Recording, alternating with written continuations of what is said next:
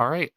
Hello. You could call me Zemmer. I grew up as a Jehovah's Witness. For those who don't know what a Jehovah's Witness is, it's a religious organization. They call themselves the Jehovah's Witnesses. So Jehovah's Witnesses, I think everybody, at least in America, knows them by the thing that they do publicly, which is go up to doors and ask people if they've heard the good word. Is that who you're talking about? Yeah, the good news. Yeah, they're those funny people that will come up to your doors in pairs, with the nice suits, with the funny literature, and trying to spread their good news, the word of Jehovah, as it is, the true name of God, as they put it. Ugh, did you hear that? Someone coming up to your door, invading your privacy? Ugh, I can only imagine. Of course, being an entity which purely exists within the VRChat servers, I don't have to deal with such struggles which only weigh upon you corporeal beings. However, I can definitely relate to the whole privacy thing. You see, data brokers across the internet are consistently gathering my data, storing it for people to search online or selling it to bad actors looking to target me with ads, unsolicited marketing emails, or any other devious plots they want to use my personal information for. What do I do to stop this? Well, of course, I use Incogni! Let's go! You see, even though individuals in most countries have the right to opt out of this data collection, doing so with every single data broker holding onto your information would take years to do manually. And in many cases, it wouldn't even be permanent. That's where Incogni comes in. Incogni removes your personal information from the hands of corporations looking to monetize or distribute your data by automatically contacting data brokers and opting out for you, saving you countless hours if you even got around to doing it yourself, which, let's be honest, you probably wouldn't. Being a content creator, having a tool like Incogni is a matter of safety for me. When Incogni takes my data off the internet, I know I'm able to keep doing the job that I love without someone being able to look me up like I'm a word in the dictionary. If you want to know that your personal information is in your control, go to incogni.com/Azil for 60% off. Alright, back to your regularly scheduled anime boy conversing with a PS2 game character. So before we start and get into the fun stuff, I'm going to explain the structure of the Jehovah's Witnesses. We're going to start at the bottom, work our way to the top. So at the bottom, you have congregations. Congregations are kind of divided by areas. You can have, I'm from the United States, a county can have two congregations, maybe one or two. It's based on location and density. Something like New York City is divided into so many, because you got so many people. So you got congregations. You have the congregation. The congregation is led by elders.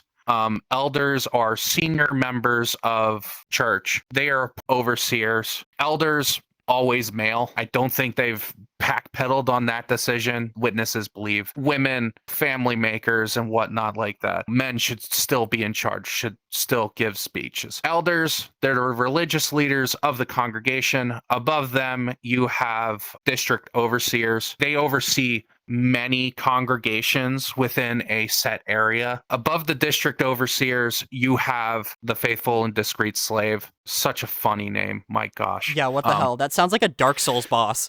Yeah, tell me about it. Yes, the faithful and discreet slave, the guy who tells us what's right and wrong. I don't know if they're still completely anonymous or not. That's the weirdest part. Above the congregation, you have everybody else at the top, faithful, discreet slave, the Dark Souls boss, and whatnot. That's the basic structure that I'm going to go over. So just to remember, congregations, that's a small group. Congregations consist of anywhere between 12 to 30, even sometimes 100 members. Each congregation is assigned to a kingdom hall. The kingdom hall is what the witnesses refer to as their church, their place of worship. From there, let's get into the story I have to tell. And growing up in this culture and community, what would you say was different to a standard, I guess, Christian upbringing? Yeah, something that really makes the witnesses stand out is disfellowshipping. Now, disfellowshipping is shunning those who do not follow the beliefs or have done wrong. I believe with the Catholics, you'll go and you'll do your pittance or something, you talk to your religious leader and say, hey, I done bad. I done goofed. I need forgiveness. The witnesses, on the other hand, depending on the bad that was done, somebody could just be ostracized. Till you make it right, you gotta go. And when that happens, it's devastating because, especially in my case, an entire family could be dedicated to this belief system. And according to those beliefs, you're disfellowshipped, you gotta be shunned. We can't talk to you anymore. Not until you make it right. The cult-like nature of the Jehovah's Witnesses is how they look at themselves as, we're the ones who know the truth. We know what God wants from us. Everybody else who doesn't follow those rules are defined as worldly people. We should shut ourselves off from them, should not talk to them. It's funny when you think about it, because what are they known for? They're known for knocking on strangers' doors and being like, hey, you want to learn about our Lord and Savior, Jesus. But that's where they get their cult-like tendencies of defining people as, we're right, everybody else is wrong, and our worldly people, we don't associate with them. And with the way that you were taught about God in your community, what were the main differences in belief about how God acts or what he's done? So from my experience, now keep in mind, I'm not a terribly religious person. So, I haven't cast my net out. I vaguely know what Catholics believe.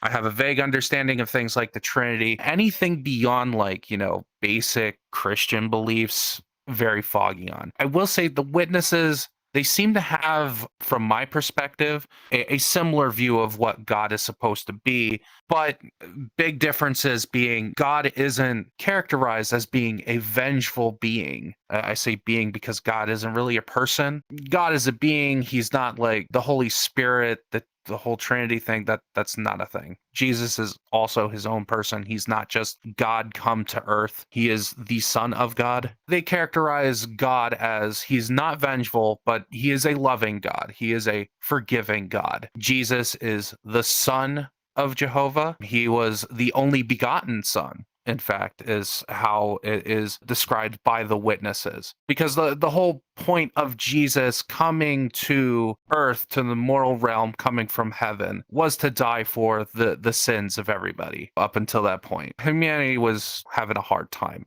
They needed a little help. So the way that Jesus is the Son of God and a unique entity is really interesting to me, because to a devout Catholic, for instance, could come off as sacrilegious because it inherently implies the existence of more than one holy being. Yeah, according to the witnesses' belief, the whole plan of this thing was for Jesus to rule beside God as like his right-hand man in heaven. And as for heaven, what are the requirements for it? That's an incredibly good question. So the witnesses, their idea of the afterlife, there's like two stages. You still have heaven, but heaven is like an exclusive club. In fact, I could have the number wrong, so forgive me. But I believe it's 144,000 people chosen by God and Jesus will go up and rule with them in heaven after Armageddon, after the end of times. Everybody else who is faithful to the religion will live on a paradise Earth. The idea being, after Armageddon, everything's going to be destroyed. Earth as we know it now, boom, gone, destroyed, but it will be rebuilt. It'll be rebuilt for everyone faithful to Jehovah. That's interesting that there is a concept of multiple layers of afterlife, because in average, everyday Christianity, there's this idea of a different place that isn't hell, but also isn't heaven. So it's interesting that that place in the beliefs of the Jehovah's Witnesses is actually better than nothing. It's interesting you bring up purgatory, because the Jehovah's Witnesses, they don't believe in there being like a hell for bad people to go to. Your choices for the afterlife are, for mostly everybody, it's going to be go and live on the paradise Earth after it's been rebuilt by God after Armageddon. The second good option, which is more exclusive, is to go with the 144,000 up and live in heaven. Everybody else, anybody who hasn't followed the faith, when I was growing up, we were even told, even people who simply just didn't hear the word, instead, they would go to Gehenna. They would just burn and there'd be nothing. No torture. They would just stop existing. Gone. So there is predestination in Jehovah's Witnesses belief then, because that means that anybody who just never got to hear it is just destined for that. Maybe I should actually correct myself, because when I was growing up, there was also like kind of a second chance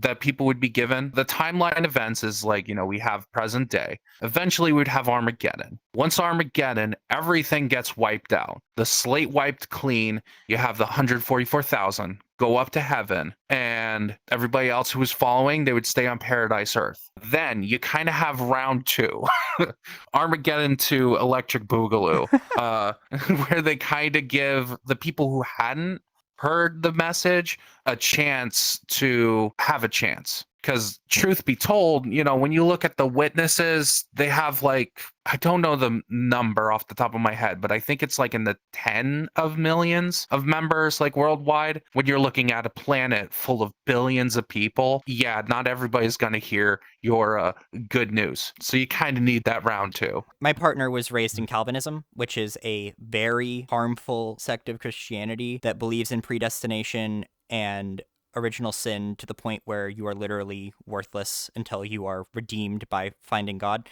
And that's interesting that the people that just never found out just get deleted, basically, because for her, what was so painful growing up was that she was worried that every single person around her was going to hell outside of the church. Like everyone. It was like the main anxiety point in her life. Was the idea that the people around you were just disappearing stressful growing up? That's a good question. I think it probably was. Like, I wasn't thinking about it. Something of note, I myself, I kind of always felt skeptical of the religion. That's the reason why I never got baptized, why I didn't stick around. Uh, both my parents at one point or another were disfellowshipped. This is a point I want to talk about because I had to suffer through that with both my parents. When a witness gets disfellowshipped, again, they get shunned, whether they are friends, coworkers, or even family. Growing up with both my parents at one point or another being disfellowshipped, I would go visit my grandparents and my uncles, all witnesses. My parents drive up with the van, drop off the kiddos, they wave hi to mom and dad, and then my parents go. Wow. And it always felt strange as a kid because, when I was so little, didn't dawn on me, like, why is this the case? My parents always kind of came up with the excuse. It's like, oh, well, we're so busy. We have to run our own business. And I sit there, I'm like, oh, okay, makes sense. I get to play at grandma's, Yeah. But I feel like that's very damaging because some of my best memories with that part of my family, my grandparents, my uncles and aunts, we have a video from 2006 of us just sledding in the cornfields in the winter. Unfortunately, it's like the whole family is there except my parents. Wow. Literally everybody else in that family is there except for them. It's heartbreaking, looking back at it. I can't imagine that. So much of Christianity as I grew up in it, which was very progressive, was about tolerance. Like we would pray with our Muslim friends at dinner when we would have them over. And it was just assumed that everybody was praying to their own God. Like that was just okay. That tolerance was really important for my family. It sounds like that's just not allowed, and even having it would be enough to get kicked out. Well, hate to throw on the cold water, but it gets a little bit more sad because the reason for my parents' disfellowship, I think, was incredibly unfair. So for my one parent, they were disfellowshipped because they were in their 20s. They had friends visit their place. Two of the friends that were invited got too intimate out of wedlock, if you get the feel. The elders of his congregation overheard, oh, hey, this happened. They walked up and they were like, hey, why did this happen? They were like, what you mean? I was sleeping, thank you. Like, I didn't give them permission. But I don't know if they had it out for them or not, but that's what left one of my parents disfellowshipped. And I can't remember when they got reinstated. This happened to both my parents. It was kind of rules that I felt like they were just pulling out of, to say, you done bad. You gotta be better. You gotta be a better witness for us. I felt so unfair. And this is my understanding from events that happened when I was a child. And the really weird part about it is when my parents were trying to get reinstated to drop the disfellowship status, they would take all of us kids to the Kingdom Hall, our place of worship, and we would have to sit in the back, like literally sat in the library. There was a big glass window in front of our family and the rest of the congregation. Typically, the only other people who would sit in the library is like, maybe somebody with a crying baby. So it didn't disturb the rest of the congregation. But no, it was a whole family had to sit back there because two parents were disfellowshipped. They couldn't be associating with the other witnesses. Wow, that is intense. That kind of treatment is really what I've always thought of as cultic. It's the kind of cruelty that can really only come from a belief that transcends humanity and just fundamental kindness. It's not right. No matter how you slice it, you look at how you could treat somebody like this. You can't be doing that. No sane person wants to actually do this. It's only somebody who's sorry but drank the Kool-Aid who would dive headfirst into this kind of behavior. Kind of fast forward to how things are today. I myself, grown man, I've distanced myself from the religion because of that. An update on my parents. Unfortunately, my father passed away many years ago. He was never reinstated, to my knowledge, that I can remember, despite his efforts of going to the kingdom halls and stuff like that. I think it was almost like a formality thing that it never happened. But he was still talking to his parents, still talking to his brother and sister. My mother, on the other hand, she has been reinstated but has ghosted the church. For a lack of better description. Pretty much, she found the loophole. Hey, if you don't go there and the elders don't see you, they can't disfellowship you. You can't lose if you don't play. Exactly. You can't lose if you don't play. That's kind of where I was at. I'm not playing either. I'm just getting out. So as it is now, my mother's technically back with the religion, just on paper. She still doesn't follow those beliefs. In fact, she kind of went on to adopting her own stuff. One important thing to remember is with this religion, you're not supposed to marry outside of it. So witnesses marry other witnesses, nothing more. My mother, however, now she's married a Mormon, so that's fun. Oh. It's so funny because he's a great guy. He's a great guy. I love him. It wasn't until their wedding that I was scratching my head. I was like, wait, what are you again? I thought you were Catholic. Like, oh no. And then he's like, here. I was like, oh my goodness. All right. Awesome. You know what? It makes you happy, my guy. Oh my goodness. I'm not going to judge.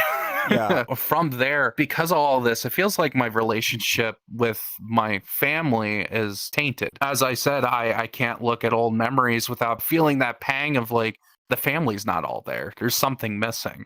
By the time we're recording this, we just had the end of the year holiday season, Christmas, New Year's, all that goodness. After Christmas, I personally don't really celebrate Christmas, even though I'm not a witness. That's just one of the things that's followed me out of it. Don't really do birthdays, don't really do the holiday thing. I'm not going to stomp on anybody else's fun, but I don't know. You grow up for over 2 decades, almost going on 3, without birthdays and holidays. It just kind of slips your mind. I just wanted to say that I think the fact that your father was disfellowshipped and never got the chance to go back to what he believed in is just horrific. The idea of someone dying thinking they know that they're going to be gone, just removed forever, would be just terrifying. I feel you. I have the peace of mind myself knowing that despite the fact he was trying to get in there, he didn't full-heartedly believe it. It might have been eating at his head. And let's just say this. He went quick. He didn't know what was coming when he passed. So this wasn't on his deathbed or anything. It was an accident. For other people, I would not imagine. I especially don't want it for the rest of my family who still believes this stuff, who's full-heartedly in it. For any of my aunts and uncles, if they got disfellowshipped and then something happened, they couldn't get back in there. You know what? Even if he didn't feel it, I know for a fact my grandmother, who still is living, his mother, his sister, his brother, all of them, they might have been feeling that. Yeah. They might be feeling, oh, hey, our brother my son isn't going to be there with me. That's the sad thing. That's the heartbreaking thing. For my dad, he's kind of dead. He can't deal or process with that. At least that's the way I look at things. That's also kind of how the witnesses look at it. They think, hey, death, it's an internal sleep.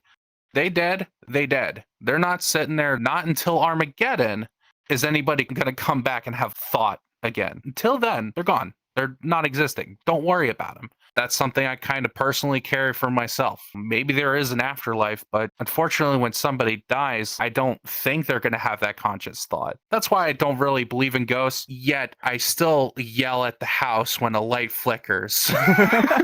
Be gone, ghosts. Moving on more to the way that Jehovah's Witnesses' beliefs interact with the world, there are obviously a lot of harmful beliefs that people use Christianity to justify, mostly things like transphobia, homophobia, racism.